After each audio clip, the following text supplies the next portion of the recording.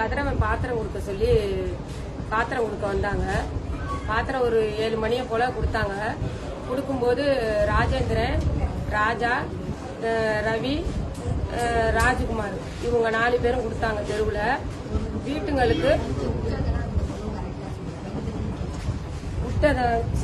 அந்த வந்து பாத்திரம் கொடுத்துக்கிட்டு இருக்கும்போது ரேஷன் கார்டுக்கு உள்ளவங்களுக்கு தான் பாத்திரம் அப்படின்னு சொல்லவும், எனக்கு ரேஷன் கார்டு இருக்கு, எனக்கு பாத்திரம் கொடுங்கன்னு கேட்டதுக்கு, உனக்கு நாங்க தர முடியாது, எங்க சொந்தக்காரங்க அங்காளி பங்காளிக்கு தான் தர முடியும், உனக்கு நான் தர முடியாது அப்படிங்கும்போது, ஏன் ரேஷன் கார்டு உள்ளவங்களுக்கு தானே தர சொன்னீங்க, இப்ப ஏன் தரலன்னு சொல்றீங்க அப்படின்னு சொல்லவும், போய் நீ ரேஷன் கார்டை எடுத்துக்கிட்டு வா, நான் தாரங்கவும், எனக்கு அப்படி பாத்திரம் வேண்டான்னு சொல்லவும், எங்க இன்னொரு 2வது பொண்ணு கிட்ட கொடுத்து, உங்க அக்கா பாத்திரத்தை வாங்கிக்கமா அப்படின்னு சொல்லி கொடுக்கவும் வாங்கிட்டு போயிடுச்சு. அதோட அந்த பிரச்சனை முடிஞ்சிருச்சு.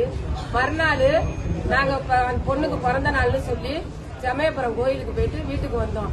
வீட்டுக்கு 4 பேர் வந்துட்டு வீட்டுல வந்து படுத்திருந்துட்டு அவங்க பொண்ணு 3 வயசு பொண்ணு இருக்குது. அந்த பொண்ணுக்கு இந்த பொண்ணை வெளியில விளாண்டுகிட்டு இருக்கவங்க அந்த பொண்ணை போய் கூட்டிட்டு வரேன்னு சொல்லிட்டு போனுச்சு. வீட்டு கதவை திறந்துகிட்டு போய் கூட்டிட்டு வர போகும்போது அவங்க எல்லாம் சேர்ந்து அங்க வெளியில நின்று பேசிக்கிட்டு இருந்திருக்காங்க. இதுக்கு தெரியல.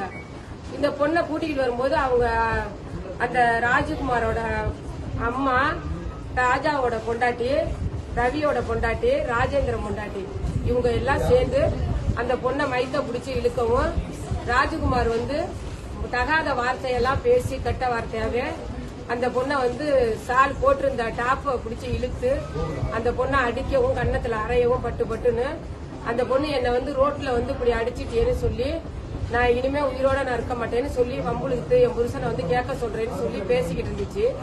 பேசிக்கிட்டு இருக்கும் போதே இவங்க எல்லாரும் சேர்ந்து வந்து சுரேஷ் தான் கொடுக்க சொன்னாரு பாத்திரத்தை.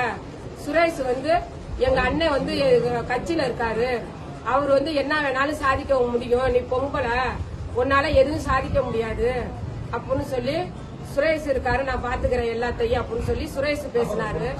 பேசி இவ்வளவு பேர் சேர்ந்து அந்த பொண்ணை அடிச்சு, அந்த பொண்ணு அந்த ஒரு மன உளைச்சல்ல 3 வயசு பிள்ளைய விட்டுட்டு இறந்துருச்சு. இப்ப அந்த பிள்ளைக்கு நீங்க என்ன தக்க நடவடிக்கை எடுக்க முடியுமோ எடுங்க.